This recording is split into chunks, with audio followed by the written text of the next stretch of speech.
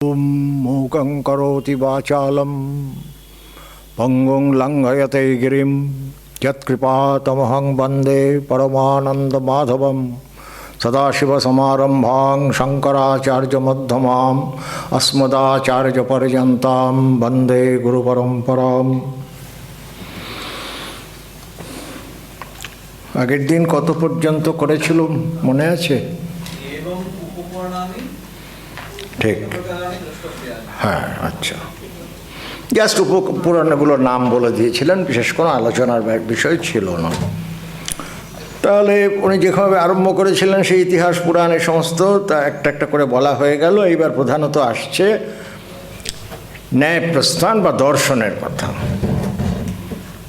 ন্যায় আন্বীক্ষিকী পঞ্চাধ্যায়ী গৌতমেন প্রণীতা, যে ন্যায় দর্শন গৌতমের দ্বারা প্রণীত হয়েছে 5টা অধ্যায়, যার অন্য নাম হচ্ছে আন্বীক্ষিকী বা তর্কবিদ্যা। তাতে কি কি আছে? অবশ্য শুধু এই শব্দগুলো শুনে যে খুব বেশি কন্টেন্টস বোঝা যাবে তা যাবে না। He was speaking in a very brief style, খুবই সংক্ষেপে বলছিলেন, তো যার জন্য এগুলোর বিষয়বস্তু এখানে উনি কিছু আলোচনা করেননি, কারণ করতে গেলে সেটা আবার অ্যানাদার ট্রিটাইজ হয়ে পড়বে। খুব সংক্ষেপে কোন দর্শনে কি আছে এটুকু শুধু ইন্ডিকেট করে দিচ্ছেন।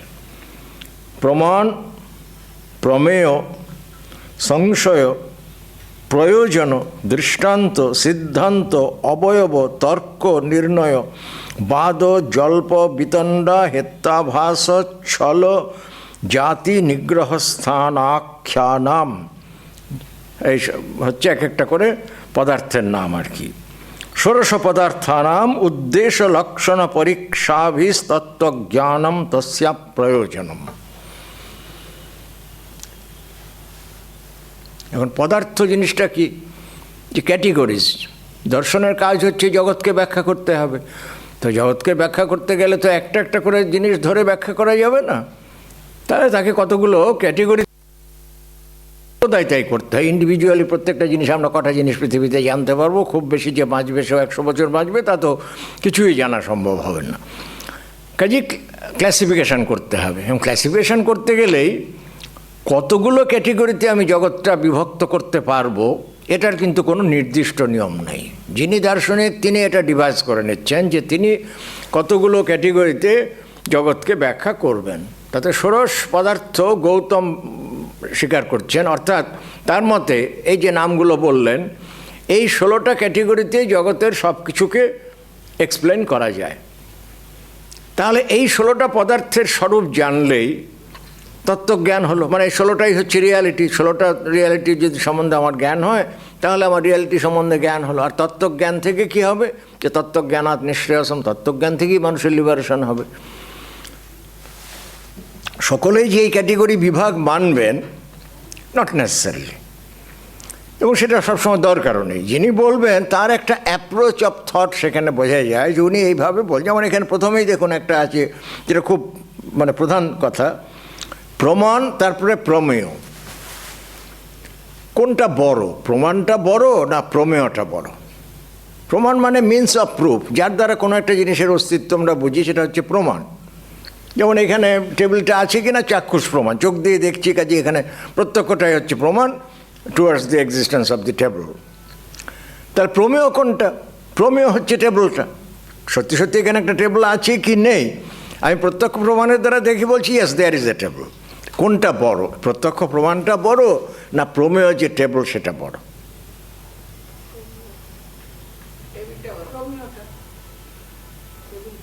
কিন্তু গৌতম দেখা যাচ্ছে তিনি প্রথমেই প্রমাণ বলেছেন, প্রমেয়টা বলেননি। এখন সেটাই যে একটা অ্যাবসলিউট, ব্রহ্ম ছাড়া অ্যাবসলিউট কিছু নয় সেটা আমি বলছি না। উনি এটা কেন বললেন?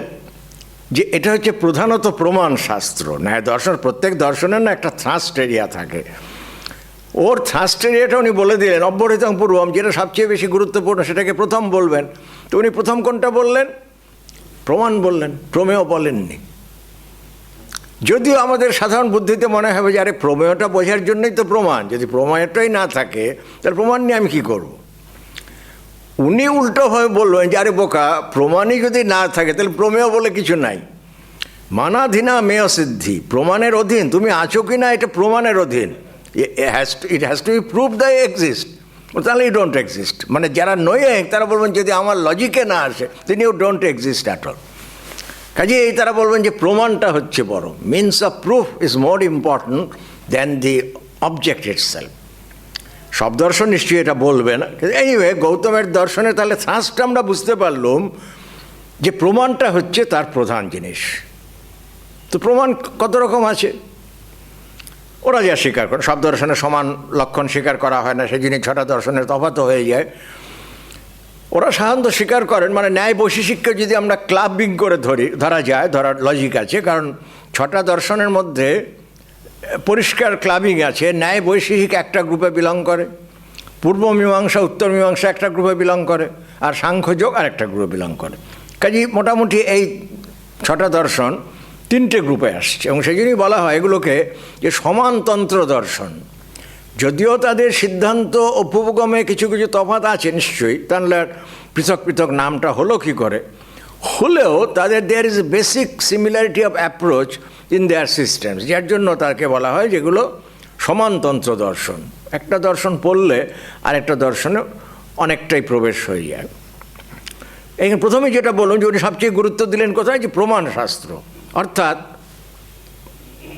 মানে কি বলে মোডস অফ প্রুফ, এটার উপরে ন্যায় দর্শন বেশি যোগ দেবে বলে। এটা হচ্ছে লজিকের কাজও তাই।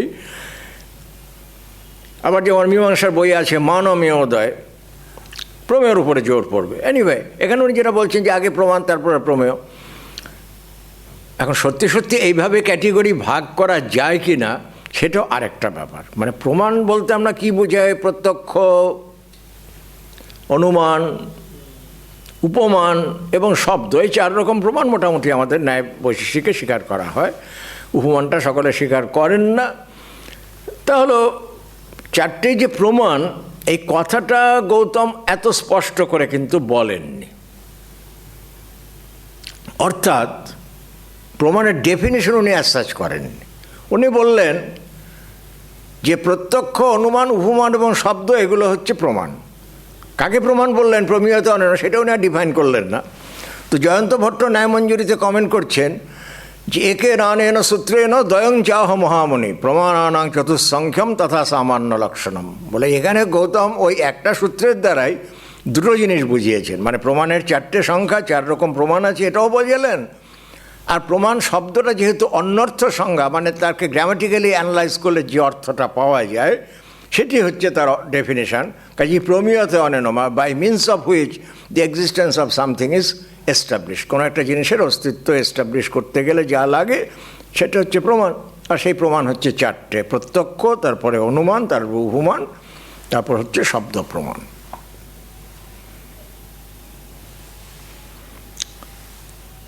প্রত্যক্ষ সম্পূর্ণ ইন্ডিপেন্ডেন্ট, অর্থাৎ অন্য প্রমাণের উপরে নির্ভর করে না।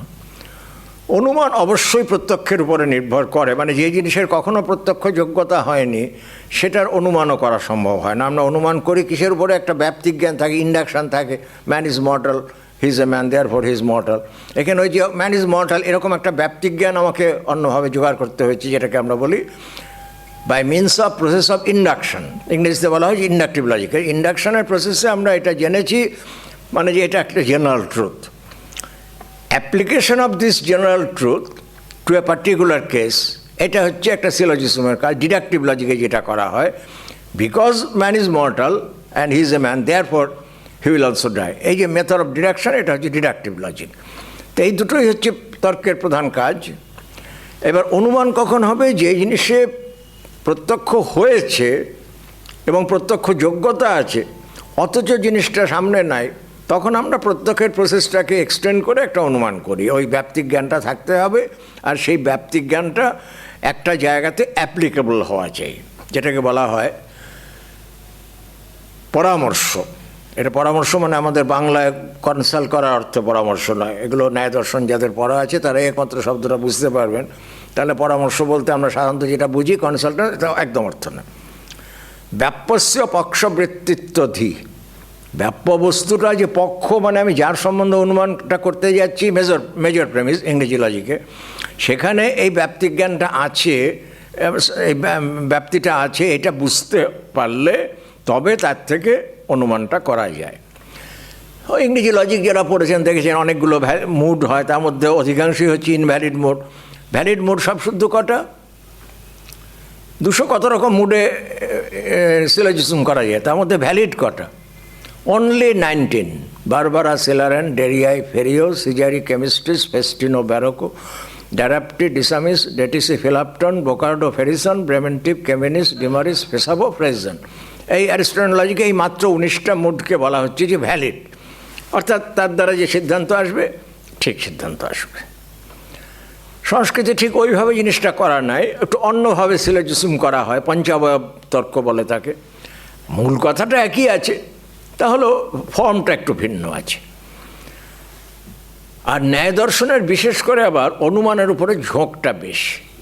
ঝোঁকটা এই জন্য বেশি বলে যেটা প্রত্যক্ষ যোগ্যতা সে তো আপনি চোখে বা মানে শুধু চোখে দেখাকে প্রত্যক্ষ বলে না। প্রত্যক্ষ মানে ইন্দ্রিয়জন্য জ্ঞান, ইন্দ্রিয়ের সঙ্গে বিষয়ের সম্পর্কের দ্বারা ডিরেক্ট যে জ্ঞান উৎপন্ন হয় সেটা প্রত্যক্ষ। এবার চোখ দিয়ে হলে চাক্ষুষ প্রত্যক্ষ, কানে শুনছি সেটা শ্রাবণ প্রত্যক্ষ, হাত দিয়ে স্পর্শ করছি সেটা স্পর্শজ প্রত্যক্ষ মানে তাস প্রত্যক্ষ। কোনো না কোনোভাবে ইন্দ্রিয়ের সঙ্গে বস্তুর ডিরেক্ট সম্বন্ধ হলে তার থেকে যে জ্ঞান উৎপন্ন হলো এটি প্রত্যক্ষ হলো। আর ওই জেনারেল নলেজকে যখন আমি একটা স্পেশাল ক্লাসে অ্যাপ্লাই করছি তখন যেমন যত্র যত্র ধূমস্তত্র বন্যে, যেখানে যেখানে ধূম আছে সেখানে বন্যি আছে, কোনোখানে দূর থেকে দেখা যাচ্ছে একটা গ্রামে ধোঁয়া উঠছে, তাহলে আমি বুঝতে পারলাম যে দেয়ার ইজ ফায়ার, ওখানে গেলে আগুনটা পাওয়া যাবে। এটা কী হচ্ছে না, application of a general principle to a particular case. কিন্তু সেই জেনারেল প্রিন্সিপলটা সত্যি সত্যি জেনারেল হওয়া চাই। যদি জেনারেল না হয় তাহলে কিন্তু এই অ্যাপ্লিকেশনটা ভুল হবে, অর্থাৎ এটা শুদ্ধ অনুমান হবে না। যখন হবে না তখন আমরা তাকে বলবো মানে ন্যায়ের ভাষায় হেত্যাভাস। হেত্যাভাস কী জিনিস বলে, হেতু মানে কি? হেতু মানে হচ্ছে রিজন। কোনো একটা যে অনুমান করছি একটা রিজনের ভিত্তিতে করব, সেই রিজনটার সংস্কৃত নাম হচ্ছে হেতু। যদি সেটা সত্যি সত্যি হেতু হয় তাহলে অনুমানটা শুদ্ধ হবে। আর যদি তার মধ্যেই কোনো গণ্ডগোল থাকে, যদি এটা রিয়াল হেতু না হয় তাহলে সিদ্ধান্তটাও ভুল হবে। তাহলে রিয়াল হেতু নয় অথচ হেতুর মতো দেখা যাচ্ছে তাকে বলা হয় হেত্যাভাস। হেতুবৎ আভাসন্তে নতু স্বয়ং হেতব। হেতুর মতো আভাসিত হইতেছে কিন্তু সত্যি সত্যি হেতু নয়। সেটা কি করে বুঝবো কোনটা আভাস আর কোনটা সত্য? বলে হ্যাঁ, তার জন্য সব টেস্ট আছে।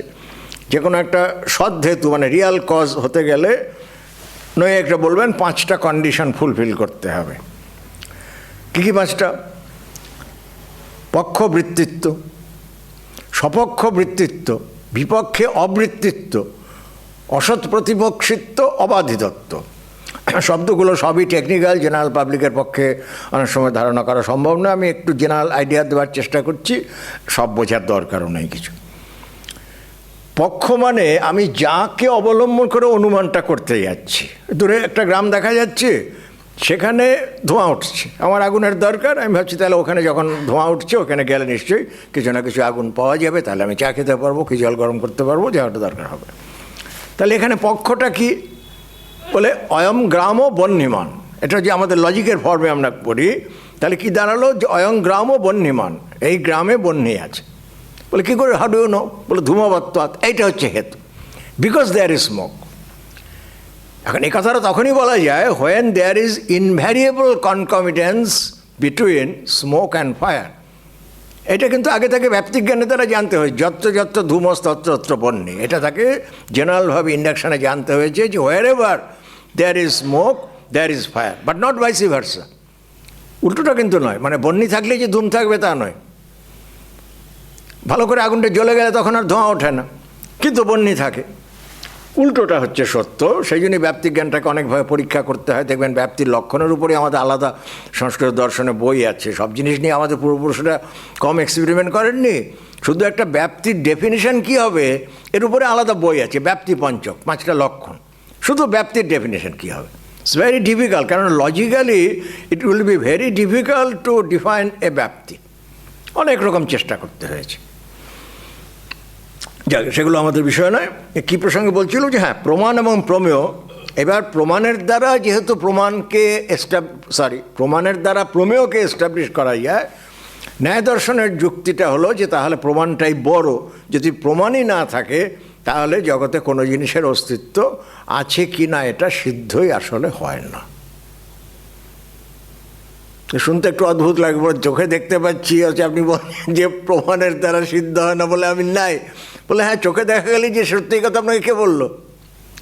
সকলে আকাশের দিকে তাকিয়ে বলে নীল, কত লোক হাসে, কত লোক কাঁদে, কত লোক তারপরে কবিতা লেগে কেউ প্রেমিকাকে জড়িয়ে ধরে বলে তোমার চোখের মতো আকাশ। আসলে আকাশে কোনো বর্ণ নাই। সায়েন্টিস্টরাও বলে আকাশের কোনো বর্ণ নাই, দর্শনও বলে কোনো বর্ণ নেই, বলে সব লোক দেখছে, বলে সব লোক দেখলে আমি মানবো? লজিশিয়ানরা তা মানবেন না, শঙ্করও মানবেন না। শঙ্কর বলছেন যে কি, অপ্রত্যক্ষেপি আকাশে বালা স্থল মলিনতাদয় অধ্যসন্তি। আকাশ যে অপ্রত্যক্ষ, বালকরা তাহাতে মানে স্ফিয়ার যেন একটা কনকেভ আর কি মলিনতা অধ্যাস করে। They superimpose the area of concavity and black colour. এ শুধু বালক নয়, বৃদ্ধ সকলেই করে। কাজে ওরা বলবে যে আপনি চোখে দেখলেই যে আমি মানতে বাধ্য হবো তা না। চোখে অনেক কিছু দেখা যায়, যেমন আপনার জন্ডিস হয়েছে, আপনি দেয়ালটাকে হলদে দেখছেন, আমি মানবো যে দেয়ালটা হলদে।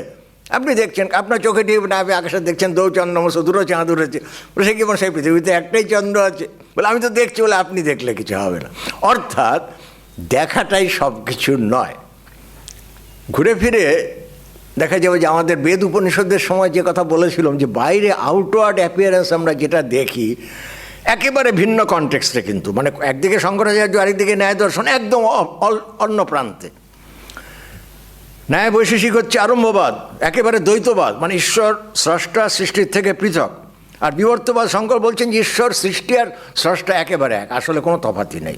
সে অর্থে দর্শনের যদি আমরা স্কেল করি, দুই প্রান্তে দুই ভদ্রলোক দাঁড়িয়ে আছেন, একদিকে গৌতম, একদিকে শঙ্করাচার্য। অথচ অদ্ভুতভাবে এইখানে এসে তারা এগ্রি করছেন যে হ্যাঁ যা দেখা যায় সেটাই সবসময় ট্রু নয়।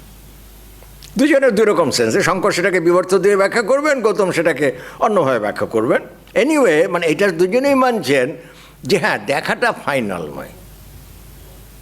এবং এটা আমরা বুঝতে পারি সত্যি তো চোখের লিমিটেশনের উপরে অনেক কিছু নির্ভর করে। আমি যে দেখছি কতটা দেখতে পাচ্ছি, যতটা আমি দেখতে পাচ্ছি, চোখের ডাক্তারের কাছে গেলে সেটা লিস্ট পড়তে বলে। এবার সকলে সমান পড়তে পারছে না, এবার আমি পড়তে পারছি না বলে সেখানে অক্ষরটা নেই আমি বলছি, কিন্তু ডাক্তার বলছে এখানে অক্ষর আছে। বস্তুত অক্ষর আছে কি না আমার কাছে অন্তত, it depends on my power of perception. সেই জন্য দর্শনে মানে ন্যায় দর্শনে বিশেষ করে ওরা প্রমাণটার উপরে জোর দেন বেশি প্রমেয়ের থেকেও। বলে প্রমাণের দ্বারাই কোনটা প্রমেয় সেটা নির্ধারিত হবে, নট ভাইসি ভার্সা। এবং লোকে বলে মানে এটা খানিকটা মজা করেও বলে, একেবারে মজাও বলবো না, যে এরকম একটা ন্যায় দর্শনে কথা আছে যে প্রত্যক্ষ পরিকলিতম অপ্যর্থম অনুমানেন বুভুৎসন্তে তর্করসিকা।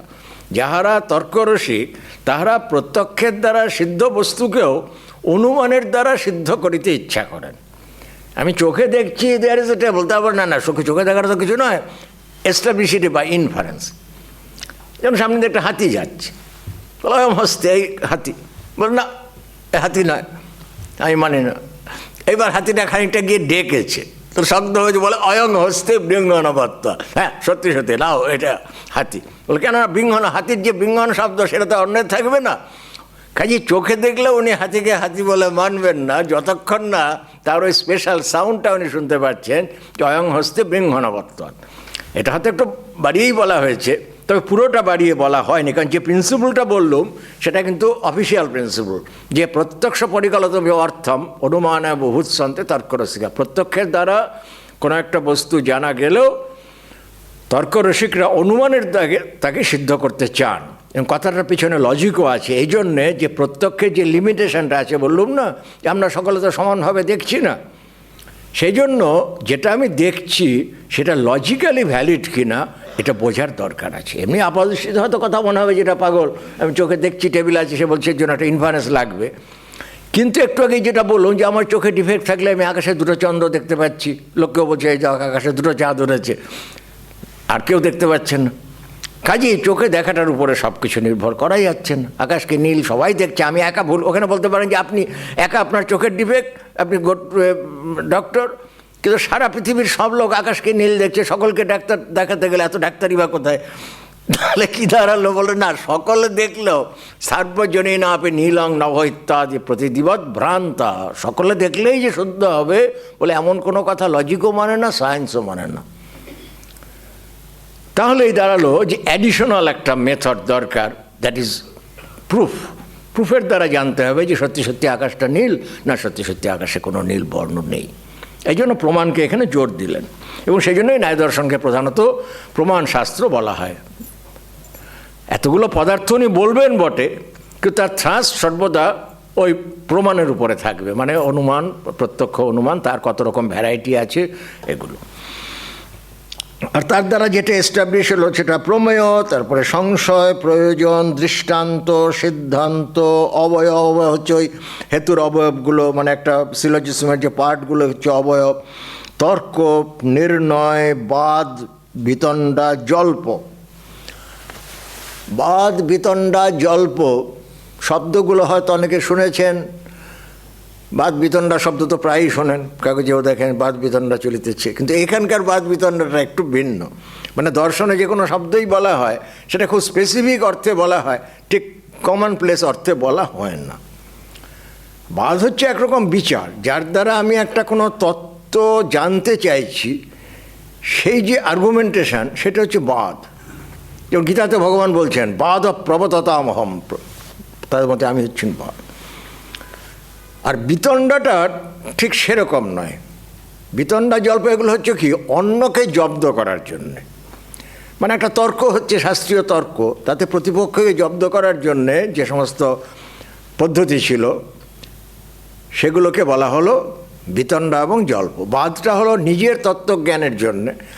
আর আমার যেটা তত্ত্বজ্ঞান হলো, যদি আমি সেটা লোকের কাছে প্রকাশ করতে চাই, প্রচার করতে চাই, তাহলে I must be able to defend my thesis. বলে তার জন্য অনেক সময় প্রতিপক্ষকে জব্দ করার জন্য যা দরকার হয় সেগুলো হচ্ছে বিতণ্ডা এবং জল্প। বলে এগুলো কেন বললেন যদি সত্যি সত্যি এটা নিজের তত্ত্বজ্ঞানের পক্ষে স্বাভাবিক না? কারণ আসলে সব দর্শনের মূল কথা ছিল যে তত্ত্বজ্ঞানের দ্বারা নিঃশ্রেয়স লাভ, তত্ত্বজ্ঞান হলে আপনার লিবারেশন হবে। তাহলে বাদের দ্বারা না হয় তত্ত্বজ্ঞান হলো, তো বিতণ্ডা জল্পের দ্বারা তো তত্ত্বজ্ঞান হয় না। বলে না, হয় না ঠিক। গৌতম বলছেন তত্ত্বাবসানার্থং জল্প বিতণ্ডে, তত্ত্বের অধ্যবসায়কে এস্টাবলিশ করার জন্য জল্প এবং বিতণ্ডা আছে। কেমন না, গাছের অঙ্কুর প্ররোহ রক্ষার জন্যে এমন কণ্টক আবরণ, কাঁটার বেড়া দেওয়া থাকে যাতে ভেতরে জন্তু জানোয়ার ঢুকে ফসলটা নষ্ট না করে। বলে এটা হচ্ছে সেই রকম আমার যে সিদ্ধান্ত তাকে ডিফেন্ড করার জন্য, ফর্টিফাই করার জন্যে এই বিতণ্ডা এবং জল্প এগুলো আছে, এবং সেটারও দরকার আছে। কারণ আপনি যখন লজিক্যালি একটা কথা বলবেন, যেমন বেদে ছিল সদস্ময় ধত্ত, হ্যাভ ফেথ ইন হিম, এটা তখনই বলা যাবে যখন লোকে বেশি ফেথফুল, বিশ্বাস, ক্রেডুলাস। যখন লোকে চ্যালেঞ্জিং, তখন এটা বললে হবে না। বললে আপনি শ্রদ্ধা রাখতে বললেই তো হবে না, আমাকে জিনিসটাকে আপনি কনভিন্স করুন। এই কনভিন্স করার জন্যই হচ্ছে সমস্ত তর্ক। আসলে এই যে 6টা দর্শন বেদের অনুগামী, যাকে আমরা আস্তিক দর্শন বলি, এদের অরিজিন কিসের জন্যে? Not necessarily for intellectual exercises, যেটা অনেক সময় পশ্চিম জগতের দর্শন সম্বন্ধে আমরা বলি যে দর্শন হচ্ছে ইন্টেলেকচুয়াল এক্সারসাইজ। ভারতীয় দর্শনগুলো কিন্তু বেসিক্যালি ইন্টেলেকচুয়াল এক্সারসাইজের জন্য হয়নি। চতুর্বর্গ ফল নিশ্চয়ই কোনো না কোনো প্রসঙ্গে বলেছি, বা অন্যখানেও আপনারা শুনে থাকবেন যে মানুষের জীবনের 4টে লক্ষ্য আছে। কী কী? ধর্ম, অর্থ, কাম ও মোক্ষ। যত আমরা কাজ করি, what ever it may be, এই 4টের কোনো না কোনো আন্ডারে সেই জিনিসটা আসবে। তার মধ্যে ধর্ম হচ্ছে মেরিট, আনসিন মেরিট। অর্থ মেটেরিয়াল প্রসপারিটি, যে কোনো মেটেরিয়াল প্রসপারিটি, 1 টাকাই হোক, কোটি হোক, যাই হোক, হোয়াট এভার, এটা অর্থ। কাম মানে pleasure, any sort of pleasure, সে একটা সেক্সও হতে পারে, সন্দেশ খাওয়া হতে পারে, যে কোনো রকম প্লেজার মানে হচ্ছে কাম। বলে এই 3টের পরে থাকলো মোক্ষ, মানে লিবারেশন। এই 3টের বাইরে যাওয়া, to go beyond all this 3। এইবার সেই অনুসারে তো শাস্ত্রগুলো পরবর্তীকালে তৈরি হবে। যদি এই 4টে মানুষের লক্ষ্যবস্তু হয়, যে ধর্ম, অর্থ, কাম ও মোক্ষ, তাহলে এগুলোকে জীবনে অ্যাচিভ করতে হবে। How to achieve this things, এটা বলার জন্য শাস্ত্র থাকবে। বেদ হচ্ছে মূল, তাতে সব জিনিসেরই হিন্টস আছে, ধর্ম অর্থ কাম মোক্ষ সব জিনিস সম্বন্ধে বেদে কিছু না কিছু আছে। এবার যখন বেদের যুগটা শেষ হয়ে গেল, বুদ্ধিজম এলো, জৈনিজম এলো, যারা বেদের প্রামাণ্য মানলেন না, তখন বেদিসদের সামনে কি ডিউটি দাঁড়ালো? To defend the Vedic belief against this onslaughts, এই সমস্ত আক্রমণের বিরুদ্ধে বেদের মতবাদকে দার্শনিকভাবে প্রতিষ্ঠা করা। শুধু বিশ্বাস করে বললে হবে না, লজিক্যালি এস্টাবলিশ করতে হবে। এই লজিক্যালি এস্টাবলিশ করার প্রয়োজনেই 6টা সিস্টেম তৈরি হলো। মানে সকলে একরকম সিস্টেমে বিশ্বাস করলেন না, কেউ ন্যায় বৈশিকের মতে, কেউ সাংখ্যের মতে, কেউ দর্শন বেদান্ত বা মীমাংসার মতে, নিজ নিজ উপায়ে। কিন্তু তাদের আলটিমেট লক্ষ্যটা কিন্তু ঠিকই আছে, যে to defend the validity and authority of the Vedas, বেদের প্রামাণ্য এবং কর্তৃত্ব প্রতিষ্ঠা করাটা তাদের কাজ। এটা করতে গিয়ে তারা নিজ নিজ উপায় করলেন, যে যিনি যেমনভাবে পারেন তিনি সেইভাবে করলেন। তাদের উপায়গুলো ভিন্ন, কিন্তু বেসিক গোল কিন্তু একরকম ছিল।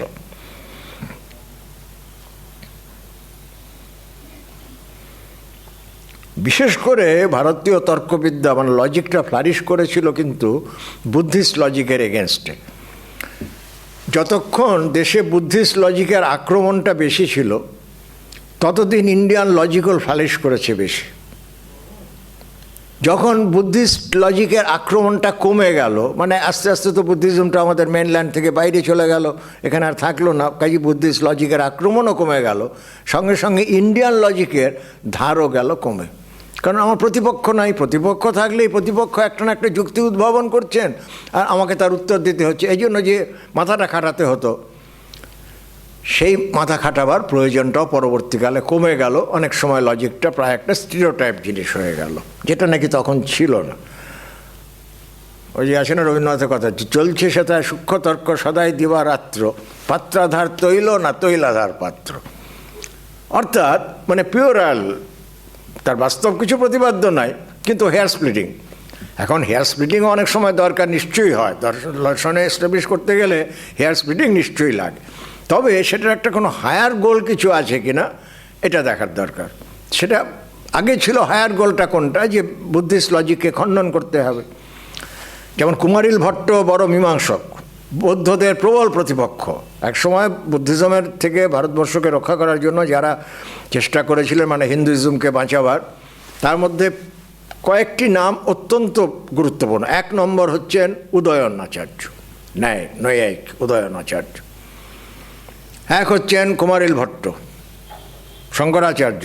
এদের সকলেরই প্রায় প্রবল প্রতিপক্ষ হচ্ছেন বুদ্ধিস্টরা। বুদ্ধিস্ট লজিকে যা আছে এরা সেগুলো খণ্ডন করছেন। উদয়ন সম্বন্ধে প্রসিদ্ধি আছে, যিনি একবার পুরীতে গিয়েছিলেন জগন্নাথ দর্শন করতে, বোধহয় তখন মন্দির বন্ধ হয়ে গেছে, পাণ্ডারা ঢুকতে দেয়নি। উদয়ন বলেছিলেন, মানে জগন্নাথকে অ্যাড্রেস করে, যে ঐশ্বর্য মদমত্তসি মাম অবজ্ঞায় বর্ধসে পুনর্বোধে সময়াতে মদধীনাত অবস্থিতি। যে তোমার ঐশ্বর্য বেশি হয়েছে, আমাকে করছো, অগ্রাহ্য করেছো। আবার যদি বৌদ্ধরা আসে, তখন কিন্তু তোমার এক্সিস্টেন্স নির্ভর করবে আমার কলমের উপরে। ঐশ্বর্য মদমত্তসি মাম অবজ্ঞায় বর্ধসে পুনর্বোধে সময়াতে মদধীনাত অবস্থিতি। তাই ছিল উদয়নের কথা। ঈশ্বর সিদ্ধির যেগুলো আমাদের নৈয়ায়িকের অ্যাপ্রোচ, সবগুলো উদয়ন করে গেছেন অসামান্য ক্ষমতায়। কি ভুলে যাচ্ছি, একটা শ্লোকে সব সামারাইজ করা আছে। কার্যা যোজনধিত্যাদে পদাৎ প্রত্যয়ত শ্রুতে বাক্যাৎ সংখ্যা বিশেষাচ্য সাধ্য বিশ্ববিদব্য। অনেকগুলো হেতু খুব সংক্ষেপে বলে গেলেন। এই এতগুলো হেতুর দ্বারা ঈশ্বরের অস্তিত্ব সিদ্ধ হয়। আর হচ্ছে যে কুমারিল ভট্ট, মীমাংসক। তিনি আমার মীমাংসকের স্ট্যান্ড পয়েন্ট থেকে বৌদ্ধদের খণ্ডন করছিলেন। এবং কুমারিল ভট্ট সম্বন্ধে প্রসিদ্ধি হলো এই, যে কোনো একটা জিনিস খণ্ডন করতে গেলে আমাকে তো আগে সেটা ভালো করে বুঝতে হবে। যদি লজিক্যালি খণ্ডন করে, গায়ের জোরে গলার জোরে সবই হয়, যেটা প্রায় দেখেন কাগজে লোকে গলার জোরে সব কিছু বলছে, কোনো লজিকের জোর নাই। এটা একাদের নিয়ম ছিল না, গলার জোরে নয়, তোমাকে লজিকের জোরে বলতে হবে। কাজী কুমারিল ভট্ট বৌদ্ধদের সঙ্গে যে মারামারি করতে গেছেন, কখনো রায়াট করতে গেছেন, তা শুনিনি। কিন্তু লজিক্যালি মিট করতে হবে। তো লজিক্যালি মিট করতে গেলেই তার যুক্তিটা খুব ভালো করে বুঝতে হবে, কিসের যুক্তিতে বৌদ্ধরা কথা বলছেন। সেটা শেখার জন্য তিনি মানে বুদ্ধিস্ট লজিকের গুরুর আশ্রয় নিলেন। বৌদ্ধ গুরুর কাছে বুদ্ধিস্ট লজিক শিখলেন, তারপরে তার খণ্ডন করলেন। কিন্তু যেহেতু গুরুর কথা খণ্ডন করলেন, বৌদ্ধ গুরুও তো গুরু, গুরু ইজ অলওয়েজ গুরু, সেই জন্য তিনি নাকি ওই ত্রিবেণীতে তুষানলে প্রাণ ত্যাগ করেছিলেন। সেই সময় শঙ্করের সঙ্গে তার সাক্ষাৎ, তিনি তখন তুষানলে প্রবেশ করেছেন, সেই সময় শঙ্করের সঙ্গে তার শঙ্কর সেখানে গিয়ে হাজির। ওরপর দেখো আমি তো এখন তুষানলে প্রবেশ করেছি, আমি তো এখান থেকে বেরিয়ে আসবো না, তো আমার শিষ্য আছে মন্নর মিশ্র, তুমি যদি তাকে জয় করতে পারো তাহলে আমার জয় হলো, মানে আমাকে হারালে আর কি। মন্নন মিশ্র কোথায় বলে, মাহিষ্মতি নগরে সে থাকে, দেখবে যে এইখানে গিয়ে বাড়িতে মানে পাখিরাও, খাঁচার পাখিরাও যেখানে শতপ্রামাণ্য আর পরতপ্রামাণ্যের বিচার করছে দেখবে, জানবে ওইটা হচ্ছে মন্নন মিশ্রের বাড়ি। শতপ্রামাণ্যং পরতপ্রামাণ্যম ক্ষীরাঙ্গনা যত্র গিরো গিরন্তি, মানে এত আলোচনা হয়েছে, পাখিদেরও মুখস্থ হয়ে গেছে, তারাও সকাল থেকে ওইগুলোই বলতে থাকবে। অবহিতন মন্নন মিশ্রবাস, পোস্ট অফিসের অ্যাড্রেস লাগবে না, সেই বাড়ি জানবে মন্নন মিশ্রের বাড়ি। শোনা যায় শঙ্কর মন্নন মিশ্রের সঙ্গে সেইভাবে গিয়ে পৌঁছে তার বাড়িতে পৌঁছেছিলেন, বিচারও করেছিলেন। আর দুই মহারথ, তাদের মধ্যস্থ কে হবেন বলেন, মন্নন মিশ্রের স্ত্রী উভয় ভারতী দেবী, বলে উনি মধ্যস্থ হবেন। মন্নন মিশ্রের স্ত্রী শোনা যায় যে উনি সরস্বতীর অবতার ছিলেন, সঙ্গে ঠিক আছে উনি মধ্যস্থ হবেন। উভয় ভারতী দেবী মধ্যস্থ হলেন, দুইজন বিচার করে যাচ্ছেন, বিচারে কোনো পক্ষে জয় পরাজয় নির্ণয় হয় না।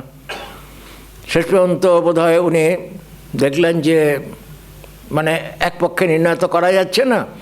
উভয় ভারতী বলেন যে দেখুন, উনি তো আমার স্বামী, আপনি যদি আমাকে পরাস্ত করতে না পারেন তাহলে তোকে পরাস্ত করা সম্ভব হলো না। আমি আপনাকে কয়েকটা প্রশ্ন করছি, বলে উনি কামশাস্ত্র সম্বন্ধে প্রশ্ন করেন। শঙ্কর সন্ন্যাসী লোক, তিনি কামশাস্ত্র জানতেন না। বললেন ঠিক আছে মা, আপনি আমাকে 1 বছর সময় দিন, আমি 1 বছর পরে উত্তর দেব। এবার তিনি কি করলেন যে তার যোগ বলে তিনি কোনো এক রাজার বোধহয় মৃত্যু হয়েছিল না কি হয়েছিল, তার শরীরে প্রবেশ করে সংসারের যে সুখ সেটা জানলেন, তারপরে ফিরে এলেন। এইবার উভয় ভারতীর সঙ্গে বেঁচে বলছে হ্যাঁ আমি পরাজয় স্বীকার করলাম। তখন আগের যা কন্ডিশন ছিল, যিনি পরাজয় স্বীকার করবেন তিনি অপরের শিষ্যত্ব নেবেন।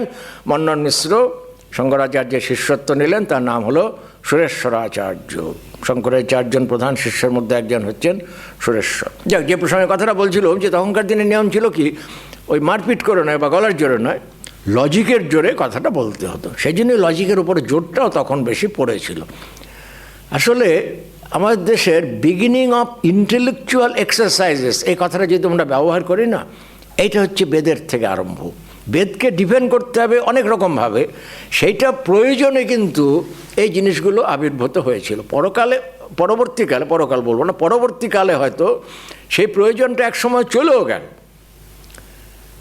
অর্থাৎ the beginning was for a religious purpose, but not always the development was religious. ডেভেলপমেন্টটা কিন্তু অনেক সময় সিকিউলার ডেভেলপমেন্ট।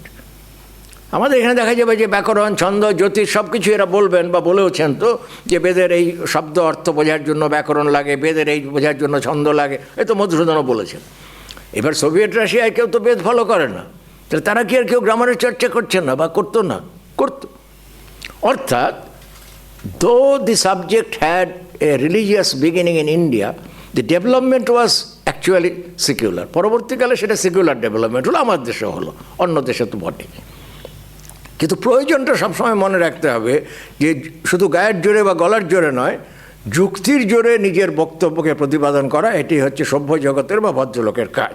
এবং সেটা যারা করবার চেষ্টা করেছিলেন আমরা তাদেরকে দার্শনিক বলি। এবং সেই সব কারণে উনি প্রমাণের উপরে প্রথম জোরটা দিলেন যে প্রমাণের উপরে সব কিছু নির্ভর করবে, প্রমাণ ছাড়া যে কথা বলে তার কথা লজিক্যালি গ্রাহ্য হওয়ার দরকার নেই, মানে তার কথার উত্তর দেওয়ারও দরকার নেই। কাজেই প্রমাণটাকে খুব বেশি গুরুত্ব দিয়েছিলেন। এর মধ্যে দেখবেন অনেক শব্দ আছে, ওই যে বললাম যে বাদ বিতণ্ডা জল্প, বাদটা নিজের তত্ত্বজ্ঞানের জন্য, আর জল্প বিতণ্ডা হচ্ছে আমার যে সিদ্ধান্ত, সেই সিদ্ধান্তকে ডিফেন্ড করতে হবে। ডিফেন্ড করার জন্য অন্যের সঙ্গে, প্রতিপক্ষের সঙ্গে যখন বিচার হয় তখন সেগুলো অবলম্বন করতে হয়। মহাপ্রভুর সঙ্গে যেসব বিচার হয়েছিল দেখবেন তাতে এই কথা বলা আছে, বাদ বিতণ্ডা ছল অনেক উঠাইল, সেগুলোকে উত্তর দিতে হবে। তারপরে বলছে হেত্যাভাস, উনি হেত্যাভাসকে একটা আলাদা ক্যাটেগরিতে ফেলেছেন।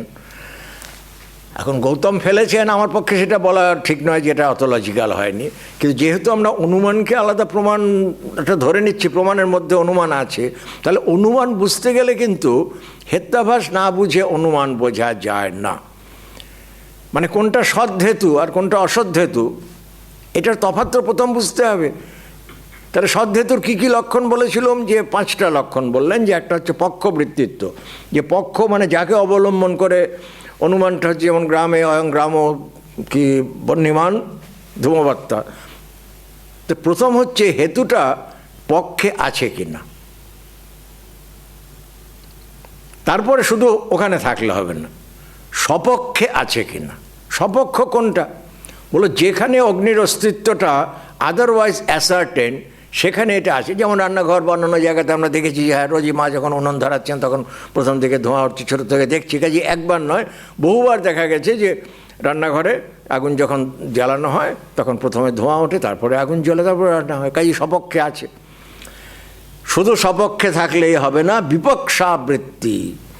বিপক্ষ মানে যেখানে এই বস্তুর উপস্থিতির অনুপস্থিতিটাই এস্টাবলিশড আছে। যেমন জলের মধ্যে আগুন নেই, কাজেই জলের মধ্যে অগ্নির অ্যাবসেন্সটা এস্টাবলিশড আছে, সেখানে যেন তোমার হেতুটা না থাকে।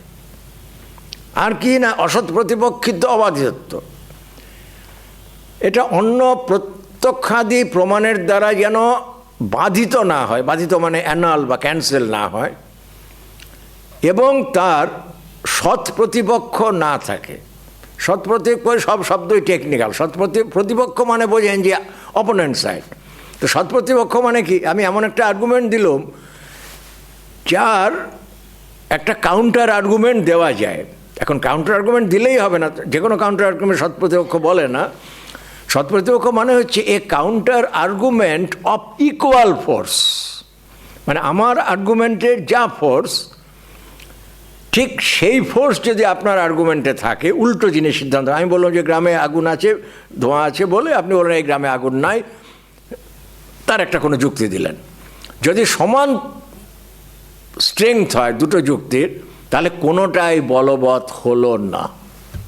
যেটা অঙ্কে শুনেছেন যে একটা জিনিসের উপরে দুটো ফোর্স অ্যাপ্লাই করলে দুটো যদি সমানভাবে হয় তাহলে জিনিসটা মুভ করবে প্যারালোগ্রাম ফোর্সে, যেমন এদিকেও যায় না, এদিকেও মাঝখান দিয়ে চলে গেল, সেরকম। এবং সেই ক্ষেত্রে করতে হয় কি, অ্যাডিশনাল এভিডেন্স দরকার হয়। শতপ্রতিপক্ষের যে দুটো হলো তার মধ্যে একটা অ্যাডিশনাল যদি কোনো দিকে পাওয়া যায় তাহলে সেটা তখন বলবান হলো। এই 5টা ধর্ম যদি একটা জায়গায় ফুলফিল করে তবে তাকে সদ্ধেতু বলা হয়, এবং সদ্ধেতু হলেই তার অনুমানটা সিদ্ধ হবে। আর যদি এর মধ্যে কোনো না কোনো ধর্মের অভাব হয়, হেতো কেনাপি রূপেণ রহিতা কশ্চে দণ্ডিতা, হেতুর 5টার মধ্যে কোনো কোনো ধর্ম সেখানে আছে কিন্তু কোনো কোনো ধর্ম আবার নাই, তাহলে হেত্যাভাস হলো। হেত্যাভাস পঞ্চধাতে গৌতমেন প্রপঞ্চিত। কাজে হেতুবদ আভাস অন্তে, হেতুর মতো মনে হচ্ছে কিন্তু না, মনে হচ্ছে ওই জন্য কিছু সাদৃশ্য আছে বলে, অথচ সত্যি সত্যি নয়, যেহেতু all the 5 conditions have not been fulfil, সেই জন্য সেগুলোকে বলছেন হেত্যাভাস। যে কোনো জিনিসেরই লজিক্যালি এস্টাবলিশ করতে গেলে হেত্যাভাসের ধারণাটা থাকা দরকার, যে আমি যেটা সিদ্ধান্ত করতে যাচ্ছি সেটা কতটা লজিক্যাল। যেমন যারা পিএইচডির ছাত্র, অনেক সময় দেখা যায় একটা সিদ্ধান্ত করছে, লজিকের জ্ঞানটা কম, মানে সেটা একটা কোনো না কোনো আমরা আমাদের টার্মে হলে বলবো যে এখানে একটা হেত্যাভাস হচ্ছে। যে কোনো জিনিস এটা দেখলেই তার থেকে সিদ্ধান্ত করা যায় না। সিদ্ধান্ত করতে গেলে এই যে প্রিকশনগুলো বলে দিচ্ছেন যে হেতুর পক্ষে থাকতে হবে, সপক্ষে থাকতে হবে, বিপক্ষে কখনোই না থাকতে হবে, ইকুয়াল ফোর্সের কাউন্টার আর্গুমেন্ট না থাকতে হবে, এবং অবাধিত হতে হবে, মানে অ্যানাল বা আদারওয়াইজ ক্যান্সেল না হতে হবে। এই সবগুলো কন্ডিশন ফুলফিল করছে। তো অনেক সময় সেটা ছেলেরা না দেখে একটা হেস্টি কনক্লুশন আমরা যাকে বলি, তারা হুড়ো করে একটা লিখে জমা দিয়ে দিল, ডিগ্রির দরকার, আর ডিগ্রি না হলে চাকরি হবে না, সব ঠিক আছে, কিন্তু লজিক তো আর তার জন্য অপেক্ষা করবে না, জিনিসটা লজিক্যালি দুর্বল হয়ে গেল। অর্থাৎ এটা সায়েন্টিফিক ভ্যালু যা হওয়ার উচিত ছিল তা হলো না। সেই জন্য কিছু না কিছু ন্যায় দর্শনে, মানে লজিক, ন্যায় বলতে আমি সব সংস্কৃত ন্যায় বলছি না, মানে লজিকের একটা ধারণা, এটা যে কোনো লোকের দরকার।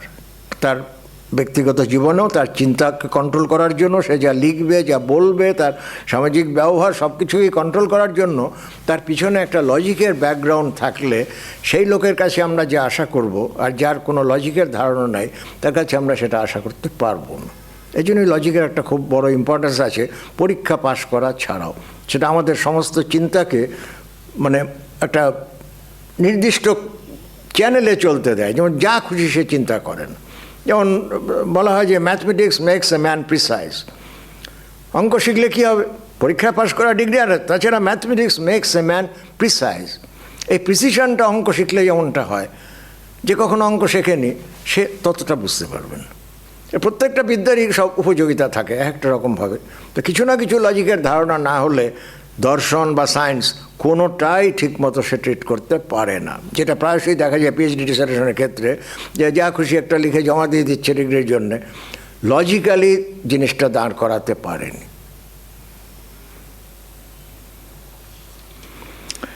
যাক, মোটামুটি এই হলো যে ছল জাতি, নিগ্রহস্থান, এই সমস্তগুলোর ষোড়শ পদার্থানাম উদ্দেশ্য লক্ষণ পরীক্ষাভি, তার উদ্দেশ্য, তার লক্ষণ এবং তার পরীক্ষা, এগুলোর দ্বারা তত্ত্বজ্ঞান হলে মানুষের যা গোল অফ লাইফ সেটা সিদ্ধ হলো। তাহলে ন্যায় দর্শনের প্রয়োজনটা কি? বলে তত্ত্বজ্ঞান নিশ্চয় সিদ্ধি। কিসের তত্ত্বজ্ঞান? বলে 16টা পদার্থের মধ্যে যেহেতু সব কিছু আছে, তাহলে এই 16টা পদার্থের তত্ত্বজ্ঞান হলেই মানুষের কল্যাণ হবে।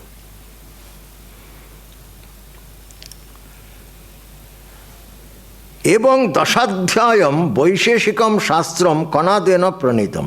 একটু আগে বললাম যে ন্যায় আর বৈশেষিক সমানতন্ত্র শাস্ত্র, অর্থাৎ their approach is very much similar. সেই জন্য ঠিক তারপরেই বলছেন যে এরকম কণাদ যে দর্শন প্রণয়ন করলেন তাকে বৈশেষিক দর্শন বলে। তিনি 10টাই চ্যাপ্টার করেছেন। তিনি কিন্তু ক্যাটেগরি ওই রকম করলেন না। মানে গৌতমের ক্যাটেগরি আর কণাদের ক্যাটেগরি আপাত দৃষ্টিতে, অ্যাটলিস্ট অ্যাপারেন্টলি, সম্পূর্ণ ভিন্ন হয়ে গেল। তিনি কি করলেন? দ্রব্য গুণ কর্ম সামান্য বিশেষ সমবায়ানাম সন্নাম পদার্থানাম অভাব সপ্তমানাং সাধর্ম বৈধর্মাভ্যাম ব্যুৎপাদনম তস্য প্রয়োজনম এতদপি ন্যায়পদেন উক্তম। উনি বললেন যে না, 16টা ক্যাটেগরি, 1 2 3 4 5 6 7 8 9 10 11 12 13 14 15 16, এত অঙ্ক কষার লোকের সময় নাই, জীবনের সময় কম, আমি আরও সংক্ষেপ করে দিচ্ছি। বলে he reduce the number to only 7। 16 জায়গায় 7 করে দিলেন, লেস দ্যান হাফ। বললেন যে এর দ্বারাই যদি জগৎকে ব্যাখ্যা করা সম্ভব হয়, তাহলে আমি 16টা ক্যাটেগরি কেন স্বীকার করব? এটাও নৈয়ায়িকের কথা। কল্পনা গৌরবং যত্র তং পক্ষং ন সহামহে। যেখানে কল্পনার গৌরব হয় আমরা সেগুলোকে সহ্য করি না। আর কল্পনা লাঘবং যত্র তং পক্ষং রোচয়ামহে। যেখানে কল্পনার লাঘব হবে আমরা সেই পক্ষকে, মানে সেই অ্যাপ্রোচকে ভালো বলি। অনেক সময় এই নিয়ম তাকে ব্যবহার করতেও হয়েছে। যেমন সমবায় পদার্থ সিদ্ধির সময় দেখা যাবে শেষ পর্যন্ত লাঘবাদ এক সমবায় সিদ্ধি, এই লাঘবের যুক্তিতেই সমবায় বলে পদার্থ সিদ্ধ হয়েছে। কাজে এটা ন্যায় বৈশেষিকের একটা অ্যাকসেপ্টেড প্রিন্সিপল, যে কল্পনা গৌরব যথাসম্ভব পরিহার করবে, যতটা সম্ভব প্রিসাইজলি করা যায় ততটাই করার চেষ্টা করবে, যেমন অ্যাজ দ্য ম্যাথমেটিশিয়ানস ডু। কাজে উনি করলেন কি? উনি 16টা পদার্থের বদলে 7টা পদার্থে জগৎকে ভাগ করে দিলেন। সেই 7টা ক্যাটেগরি কী কী? প্রথমে হচ্ছে দ্রব্য। দ্রব্য মিন্স সাবস্ট্যান্স বললে আমরা যা বুঝি, সাবস্ট্যান্স হচ্ছে দ্রব্য। এটি প্রথম, কারণ সব কিছুই সাবস্ট্যান্স থেকে আরম্ভ হচ্ছে। সাবস্ট্যান্সের মধ্যে অ্যাট্রিবিউট থাকে, গুণ এবং কর্ম, দুটোই কিন্তু সাবস্ট্যান্সের ধর্ম। কোনো একটা সাবস্ট্যান্স, তার মধ্যে একটা অ্যাট্রিবিউট আছে, এটা হচ্ছে তার গুণ, আর তার মধ্যে কোনো একটা অ্যাকশান আছে, এটা হচ্ছে তার কর্ম। কোনো একটা পদার্থ, মানে দ্রব্য পদার্থ, তার থেকেই, মানে এদের মতে অন্তত, যখন একটা দর্শন পড়বেন সেই দর্শনের মতটা বুঝতে, অন্য দর্শনের মতে কিন্তু নয়। মানে ন্যায় বৈশেষিকের মতে দ্রব্যের থেকেই তার গুণ এবং কর্মটা উৎপন্ন হচ্ছে, বাইরের থেকে নয়। তাহলে সেই দ্রব্যের মধ্যে যে যা অ্যাট্রিবিউট হবে, কোথায় কোন অ্যাট্রিবিউট হবে সব বলে দিয়েছেন। এই পদার্থে এই দ্রব্যে এই অ্যাট্রিবিউট হয় বা হয় না। আর তারপরে তার যে অ্যাকশান হবে, movement, any sort of movement, any sort of action, এগুলো তাতে সমবায় সম্বন্ধে থাকবে, মানে কোনো একটা সাবস্ট্যান্সের সমবায় সম্বন্ধে থাকবে। আপাতত সমবায় সম্বন্ধ বলতে আমরা ধরে নিতে পারি যে মানে ইনসেপারেবলি কানেক্টেড, যেটা ওই সাবস্ট্যান্সের সঙ্গে the attributes and actions of the substance are inseparably connected with the substance itself. একটার থেকে যেমন বহ্নি, তার থেকে তার বার্নিং পাওয়ার কখনো কেউ সেপারেট করতে পারে না, সেরকম। তাই এই হচ্ছে মানে দ্রব্য হলো যে যাতে গুণ এবং কর্ম থাকে, বা আরও যার থেকে গুণ এবং কর্মের উৎপত্তি হয় তাকে দ্রব্য বলে। তারপরেই বলছেন সামান্য।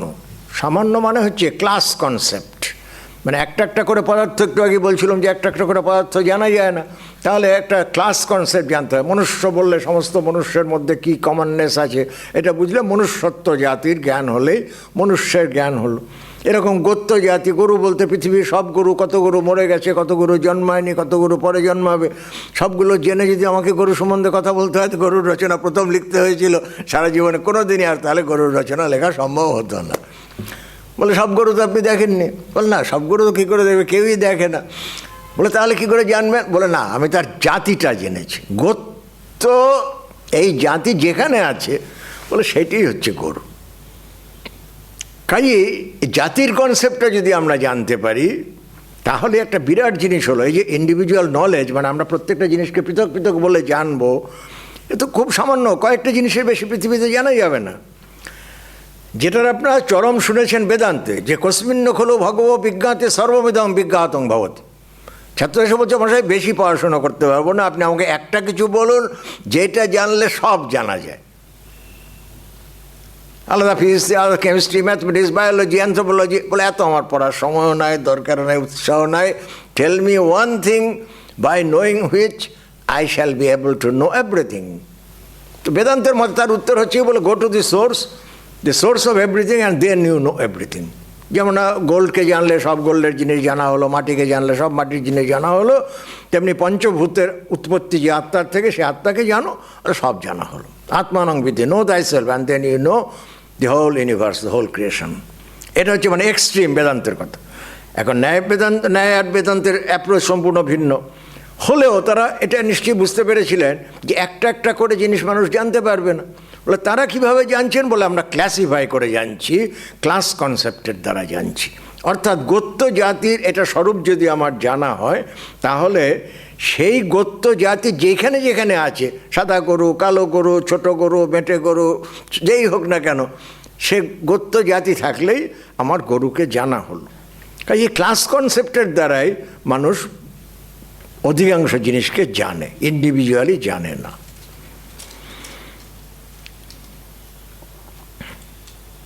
তারপর উনি একটা স্বীকার করেছেন, যেটা অন্য অনেকেই স্বীকার করে না বলে একে বৈশেষিক বলে, বিশেষ বলে একটা পদার্থ স্বীকার করেছেন। মানে যেখানে জাতি আছে সেখানে জাতির দ্বারাই ভাগ হয়। মানে একটা ঘোড়া আছে, একটা গরু আছে, হাউ টু ডিস্টিংগুইশ? বলে একটা গত্যাবচ্ছিন্ন, একটা অশ্বত্থাবচ্ছিন্ন।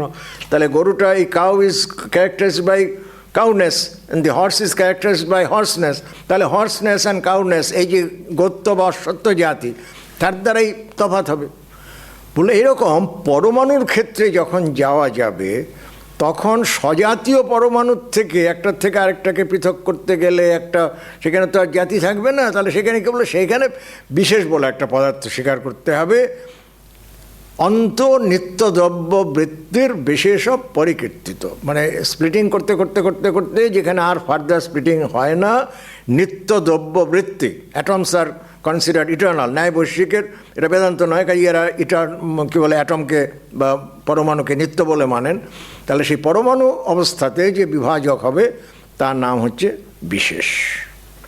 সেই জন্যে এর উপরে জোর আছে বলে এই দর্শনকে বৈশেষিক দর্শন বলে।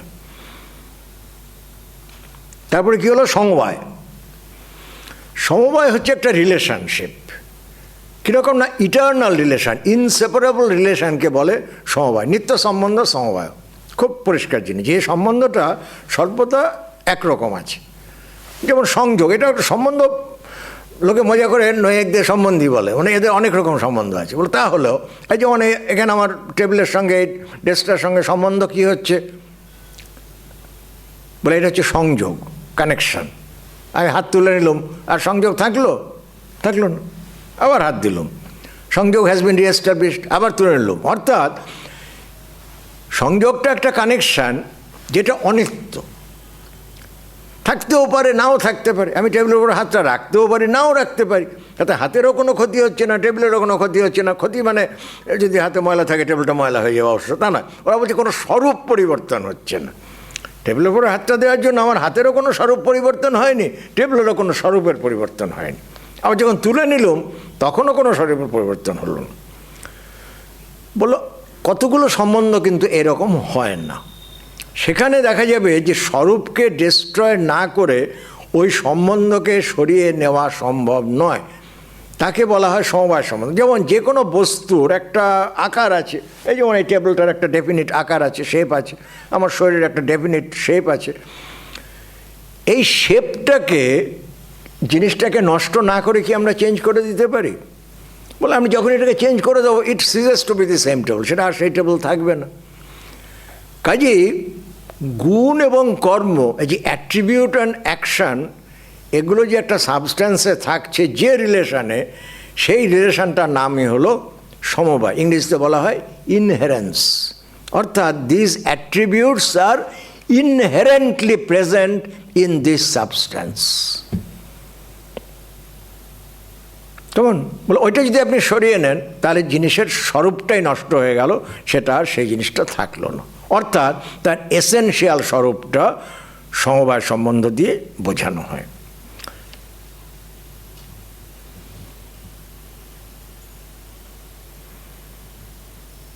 এগুলো যুক্তিতর্ক অনেক রকম আছে। এখন বলা যেতে পারে যে স্বরূপ বলে একটা সম্বন্ধ আছে। নয় দর্শনে বললাম যে সম্বন্ধই বলা হয়, অনেক সম্বন্ধে বলে স্বরূপ সম্বন্ধ একটা আছে।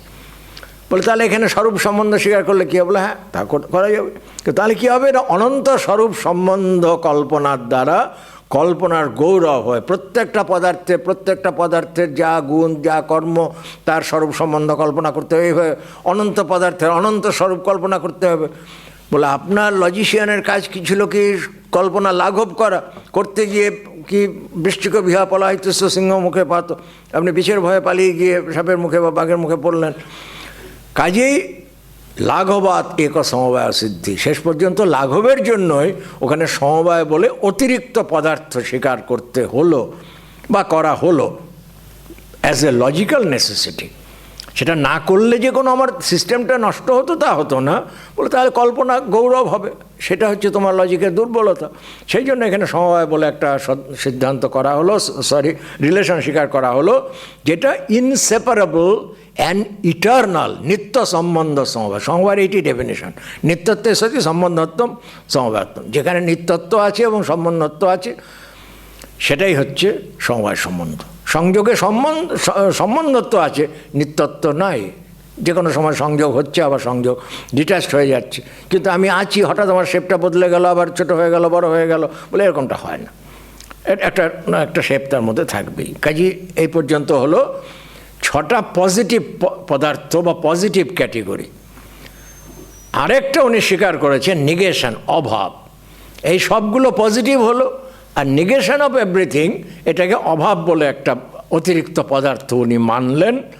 এই 7টা পদার্থের দ্বারা বৈশেষিকের মতে সমস্ত জগৎকে এক্সপ্লেন করা যাবে। আজকে পর্যন্ত থাক।